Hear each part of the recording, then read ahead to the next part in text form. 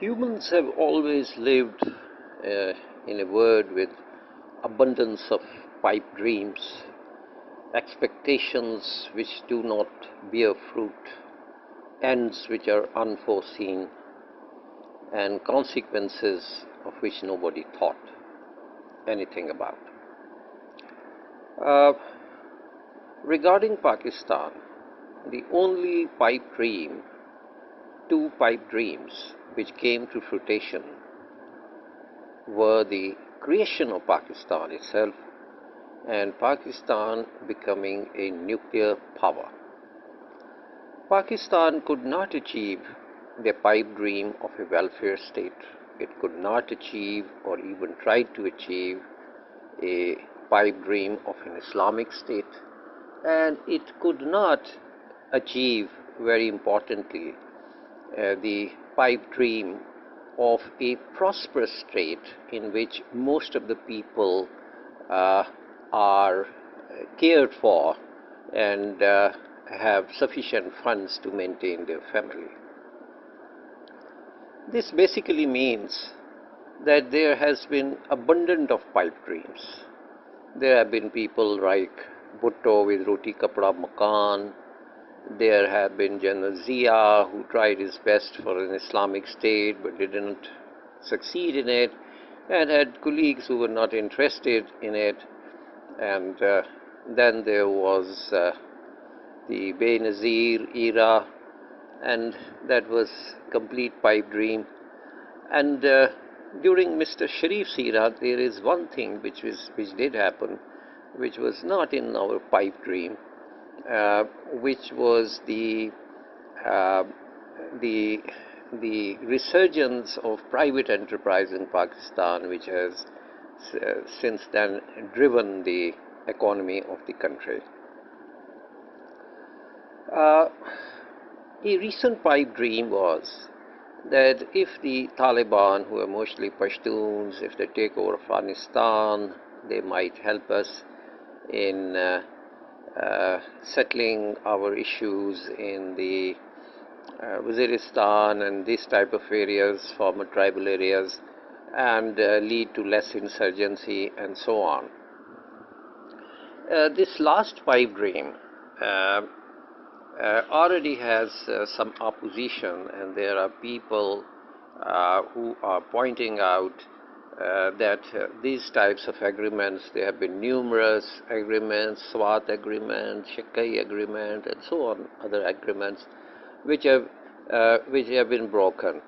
And one can say with some degree of confidence that a large measure, not the predominant spirit, but a large measure of even the Doha agreement with Taliban, it has not materialized. Whatever forces were there which led to non-materialization, we don't know. But one thing is clear, that which is that in case of Afghanistan, many other pipe dreams of some other nations have so far not come to fruition, especially its neighbours. Now, regarding the Waziristan area, in interesting, General Musa Khan was the commander-in-chief of Pakistan. In those days, the head of the army was called the commander-in-chief. And he writes in his book From Jawan to General, he writes many things. But one thing is very interesting, that he puts a map, 2-3 small maps, in which he says that this is the way to make the so-called morchas, the positions in the Waziristan area. And he says, I think, if I remember correctly, that one day we might need this again. So he, in his early time period, in a junior position, I think he had seen this conflict in Waziristan and the casualties and so on. And there is also an element, the uh, army people. I don't know what they were called there in British times, the enemy, and the which. But these days, sometimes they say that the कालिए आ गए हैं, which probably refers to some state forces which are operating against these Waziristanis, which is basically a ethnic and racial slur. Uh, and it is not really even true.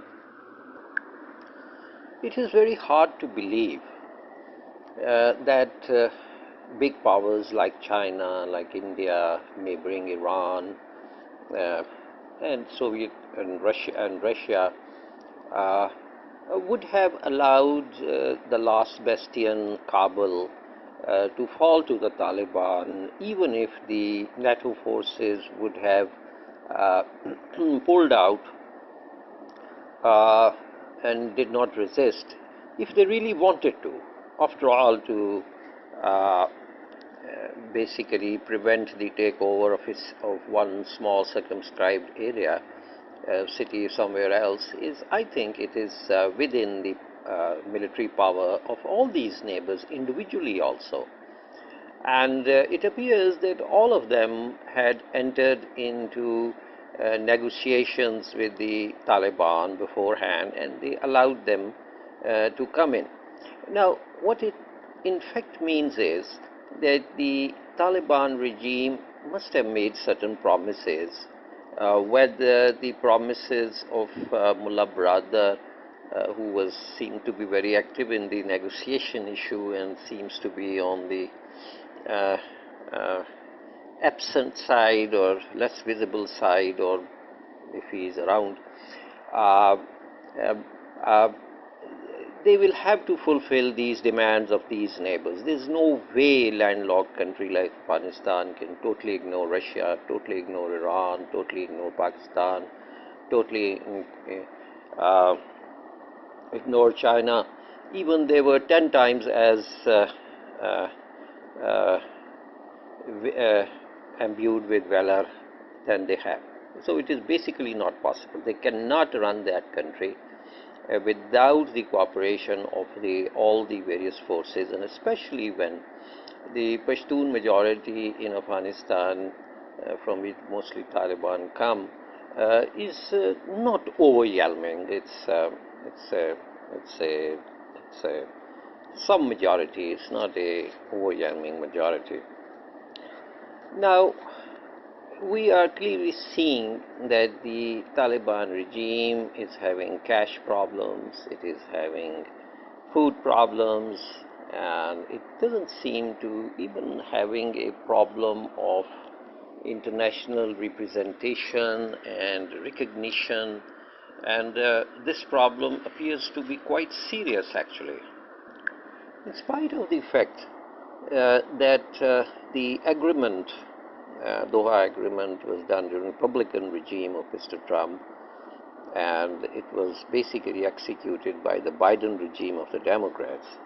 But yet, the way it has collapsed unexpectedly suddenly has become such a big blow for the prestige of the Western world that there are repeated calls of having a resignation of President Biden, repeated calls of we should go back to that, and in practicality, they have threatened Pakistan with sanctions, and they have also, in practicality, are still violating the airspace of Afghanistan and so on. And one of the problems with the Afghans is they have so far not been able to project a proper media which should show that they are really in charge of their own country and they are running the country in some fashion. And so far, I don't know. This should not happen. They have got a lot of educated people in Afghanistan, provided they use their services. Uh, to give the impression of a functioning state is not that difficult. This brings me to the revolution in Iran, which occurred by overthrowing the Shah. In that revolution, the people, Mujahideen Khalq, and some other secular and other elements were also with the Iranian clerics.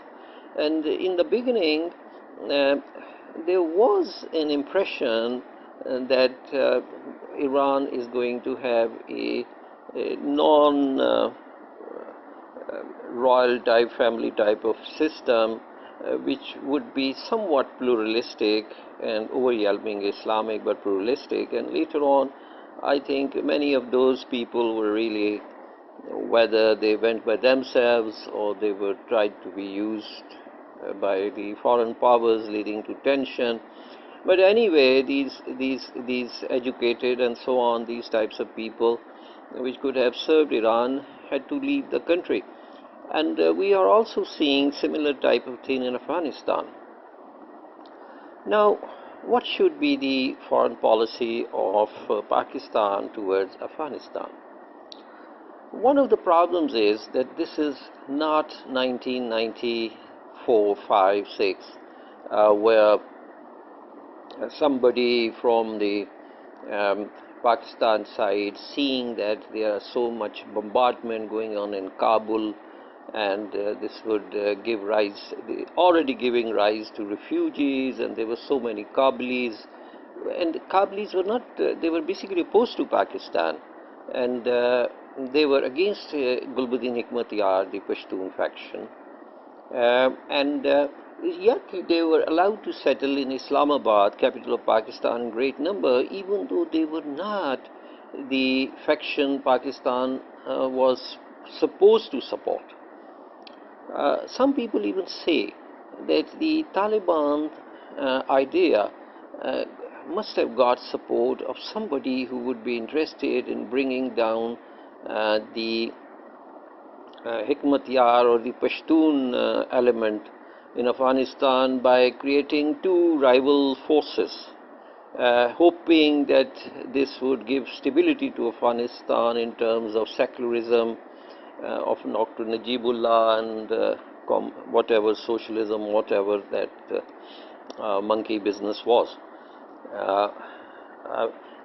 Anyway, obviously that did not work, and the Taliban became strong, and when they tried to capture Kabul, Hikmatyar probably he just melted away, many others melted away, and they formed a government with the help of the alleged to be Pakistan, and then they stayed on for many years. Whether Pakistan did get any strategic depth out of it or not, I'm not very sure about this thing. And when it appeared that the world powers had decided to use some pretext to somehow reduce the effect of the 9/11, which obviously would have led to the great inquiry in the various, in the Congress, in the Senate, and obviously President Bush would have been put to great test, and he would have had to resign. There might have been calls against Saudi Arabia to be punished, and even Pakistan to be punished or whatever. And the way out of that was the removal of the Taliban government, and then start some hunting for some so-called Qaeda or whatever those guys was. And it is an undeniable fact that reduced the pressure on Mr. Musharraf, it reduced immensely the pressure on Saudi Arabia, and obviously the Taliban just melted away and so on. And this so-called war on terror started. And in the beginning, some might be happy, circles in Pakistan, well, they are out of the danger of any attack of USA or whatever, if there was any in the coming or whatever. or it was a figment of imagination, we don't know. Uh, Neither we are sure that the videos which were there, whether they were made in Afghanistan or somewhere else or whatever was the outcome, nobody knows. Maybe after 50 years or 100 years, somebody would bring up something, whether it was a real thing uh, or whether all this was story on both sides of it, of the world, including USA. It was some kind of, you know, uh, beginning of new American century or something like that, as some say. Uh, and it didn't take very long for the rivals of Pakistan, who were vying for interest in Afghanistan, to come there. And Turkish were part of the NATO. They were one of the first ones. The Iranian, Soleimani, and so on. He also participated very actively in defeating the Taliban. And obviously, when this was the situation, so India also found a very nice way of operating there and opened numerous consulates and so on. And in the beginning, when all this trouble started, there might have been some people on this side of the border thinking that, well, a little bit of insurgency might help us in getting some aid from USA and so on. And I think they did not take it very seriously.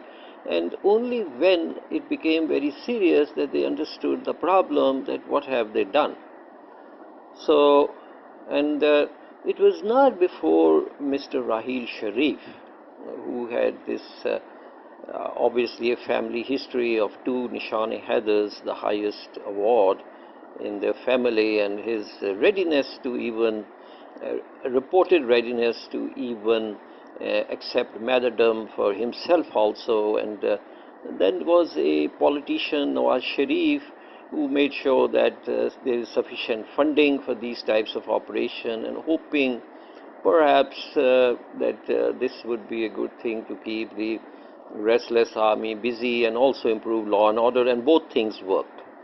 And to the fortune of Mr. Sharif, even the CPAC with this power plant, load shedding, that also got better. And Pakistan, which was then called a failed state, started to improve, and the bomb blast stopped, and then there was some normalization. But that did not last long, because Sharif is always regarded as a very potent symbol of competition, of Punjabi power, and competition against some of the other forces in Pakistan who like to control its foreign policy, who like to control its economic policy, and many smaller ethnic groups or sectarian groups which are used to controlling Pakistan, not liking this type of thing, and from time to time the Sharifs also getting out of their orbit, and a long history of these types of two-way confrontations and so on. Obviously, Mr. Sharif, in the last 200 to 300 years, these two brothers have ruled more number of Muslims and area, or influenced more number of Muslims in area than anybody in the last 300 years in the Indian subcontinent. Well, the history is written. Whatever happens from now on is something else, but the history is already written. About 4 decades of domination in Punjab, politics, whether in power or not, and then there's considerable other support, and so on. But the issue is, from where we started, is that is peace a pipe dream regarding Afghanistan and also Pakistani part of Waziristan? Anybody who has watched these things would obviously notice that there has been a resurgence in cross-border attacks. There are mounting casualties as the grip of NATO and some of the other forces has weakened. So basically, it's not that those forces were very friendly to Pakistan, but still there was some semblance of a government there, and I don't expect, frankly speaking, that Taliban would be of much use in enforcing law and order in our part of the world. Not because they may not have the intention to do that, but it could be because of the foreign influence they have to accept mandatorily if they have to run Afghanistan, of the neighbors. And obviously, Iran is our competitor. China has got its own worries, and India is, of course, less said the better. Russian policies have always been complicated, uh, neighboring, and as far as the Western world is concerned, the policies of France can be different from that of UK, and UK from different from USA, and the Germans might have some interest and they have no interest, and so on. So, and making them potentially a strong party, but otherwise really not a very effective party on the ground. So this basically means that the arms laydown agreements, which we have done many times, I think, in Pakistan's insurgency history, we have made many agreements. It does does lead to some reduction of violence and casualties. There is no doubt about that. And in the Balochistan, it was during the General Zia's era that army was withdrawn, and Bhutto Sahib, who had brought army in conflict in Balochistan, that conflict subsided and to a considerable extent. But the Balochis generally are considered as people who are relatively straightforward, and generally speaking, they seem to have a better profile than the Afghanis. Afghanis, if you might recall, there used to be Mujahideen, and they were very much liked here. Some of these factions are already even there in some other name and so on.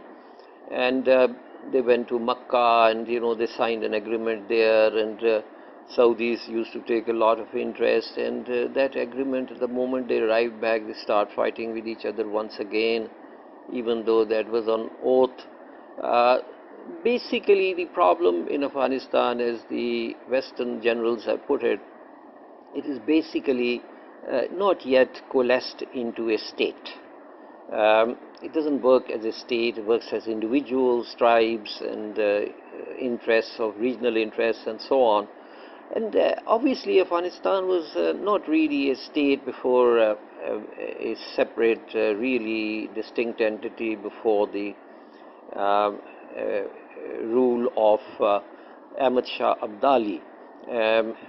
There was no concept of Afghan state, and most of the time it was either under Iranian influence or Central Asian influence. Then obviously during Mughal period it was under the Mughals, and even Mongols came many times, and it was basically a thoroughfare, and it is still a side of problem where everybody seems to enter from which into our side, and so on. So I have got I'm sure that those Pakistanis who are following this policy with the Afghans of appeasement, and policy with the Waziristan of this peace accord which they want, they are sufficiently aware of all the dangers, and they know that all these strategies, they have done it before, they do bear some fruit, but they are of limited fruit, and they tend to break, and so on.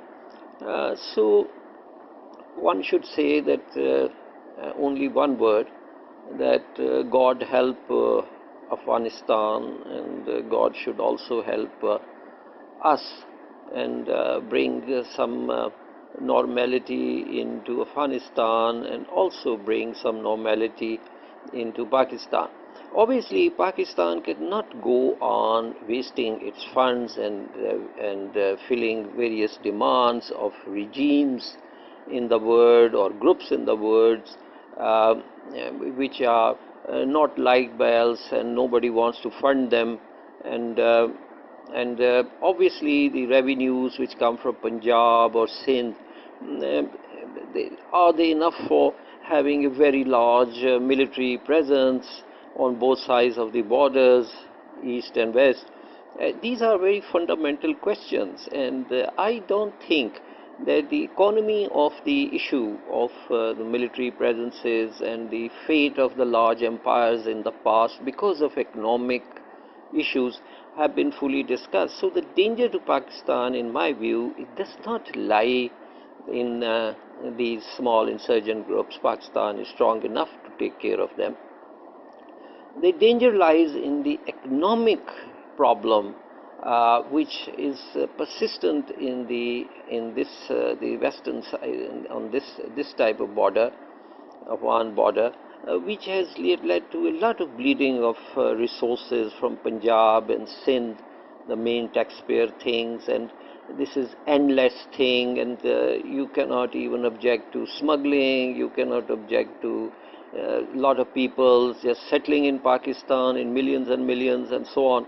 So I don't think this has given any strategic depth to Pakistan. This has actually weakened the economy of Pakistan, and indirectly it has weakened the army of Pakistan. It has made Pakistan very vulnerable to the foreign policies of other states, ideologies of other states, and not the Islamic ideology. I think the time has come to have a very close look at their foreign policy, and especially this is important for people who belong to Punjab and Sindh and the underclasses, to see whether the resources we are putting in the war theatres, are there any other ways of solving these problems. Because obviously with exports not going up much and the foreign exchange is also just rising small and the population increasing, and with the COVID issue and a very tight economy and too much control of the civil servants of various types on the economy and non-growth, this means ultimately we may not suffer the same fate as the Ottomans suffered or the Mughals suffered, when the revenues started going down and big armies to protect borders could not be sustained, and ultimately led to the collapse of the empires. And this advice of looking at the economy before fighting elsewhere also goes for Iran, it also goes for India, it also goes for Pakistan, and this also goes for even countries like USA and China. I must say that Mr. Trump and the Americans have realized the effect of spending too much on wars and too much outside the country and trying to make allies, funding them, giving them referendary tariffs, and the social cost of it within USA, the social cost of it which could be Europe, and many of these Europe and American economies are just sustaining by the not by their very nice productions or so on, but by the ever-present IMF leading to devaluation of the currency of the poorer nations of the world, so that the raw materials don't cost them anything as even that much which they used to cost maybe 50 years back, because of ever going our currencies of the developing world. With this I will just end this, and I hope that such diplomatic overtures with the various fighters and so on, they bear some fruit. Maybe the Afghans, Taliban government, seeing that they have got no other option except to rein in some people, might act. There is a possibility of acting. But there is also a possibility of the Taliban regime evaporating itself in front of the other forces which are acting in Afghanistan. So this is a very questionable type of thing, and I think that we should really seal our borders well and allow people and we should really think of creating safe havens for people on the other side, and there might be a need for putting UN forces again in Afghanistan on the border with Pakistan to stop the refugee flux and so on.